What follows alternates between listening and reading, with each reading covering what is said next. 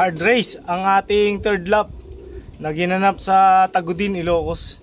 Ilocos Sur yata. Oh, Ilocos Sur. Ito, ang Daddy Tutan habang prepare ang ating ibon na si Dangmisu. Iniisip ko pa ano kaya natin gawin para sa kanya. Good morning guys. Si Dangmisu ay nag-speed ng 942. Sa isang kamalian ko pa sa clocking na hindi ko na kompleto yung serial number.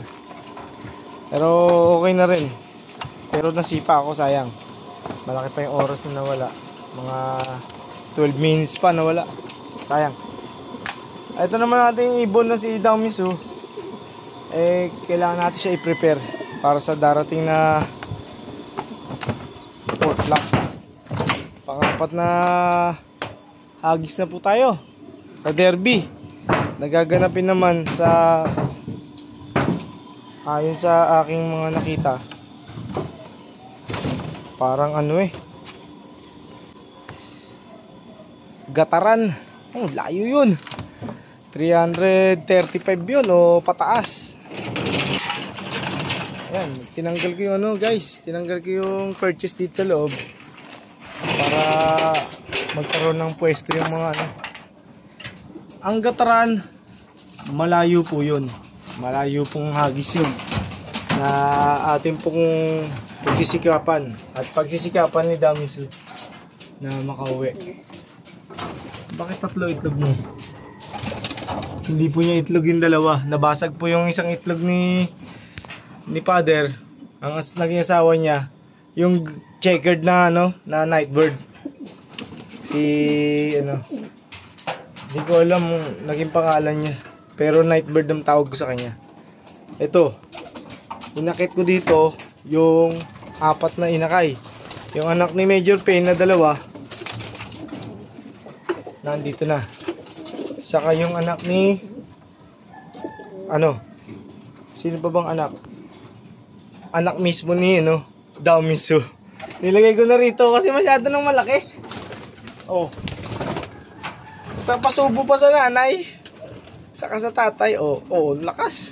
Lakas na ibon. Oh, laking ibon talaga to. Kaya para hindi siya magsubo si Dangmisu sa anak, tinago ko muna rito. Pagbalik niya galing sa karera, yun ang kanyang magiging motivation. Tama ba? Dumadami ang English ni Daddy Tutan. Hindi naman po talaga ako Inglesero. Nagkakataon lang po. Ano nangyari sa buhok ko? Ang bangs nasa likod. Parang si Mami Tutan to. Okay, huwag niyo akong pasinin. Ang ating paharap sa karera, nagkaroon yata ng magandang laban si Dangmisu. Dahil fourth lap na niya. At sa kabutihang palad, nakaklak siya ng hard race. Grabe. At saka yung kaganapan ng second lap na zero clocking ang mother club natin. Nakaka-proud sa isang part na si Daddy Tutan na ating damdamin na sumasaya yung puso natin na nagkaroon tayo ng pauwi despite sa likod ng 3 araw na tracking sa truck nagawa niyang umuwi. Yun ang kagandahan kay Dangmisu. At ang ating mga breeder nating inasahin, parang gusto yatang kumain. Ang ating Dangmisu, ang natitira nating pag-asa ngayong derby on BBC. Shoutout sa iyo, Boss Ambing. Thank you sa pag-aayos mo sa mga ibon namin.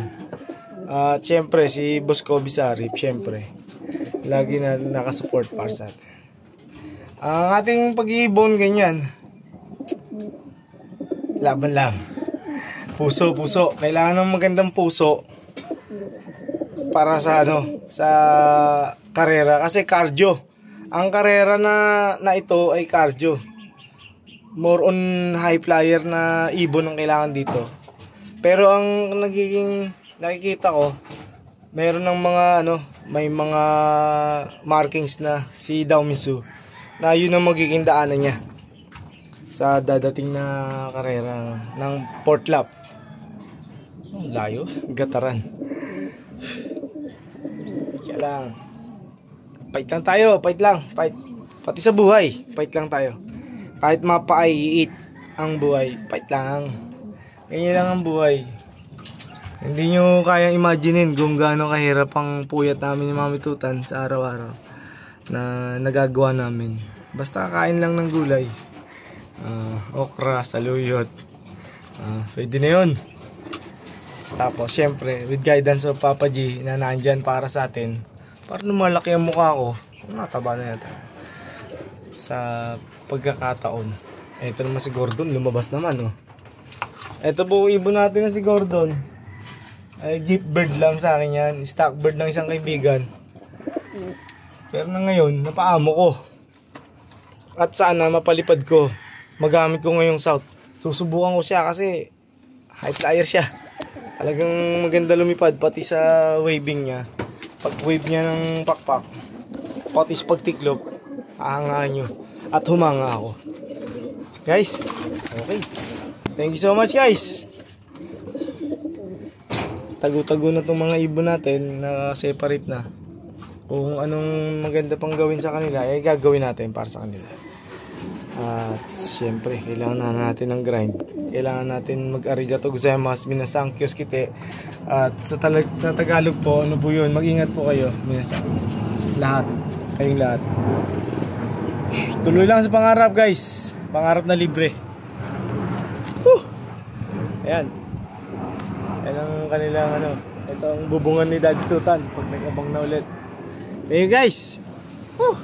Good luck sa ating mga gagawing load basketing sa ating satellite na ano, loading station sa BBC. BBC Cavite, mabuhay tayo. Birds. Thank you so much sa pangangalaga mo sa ibon namin. Thank you so much. God bless you all. More powers sa mga fanciers out there.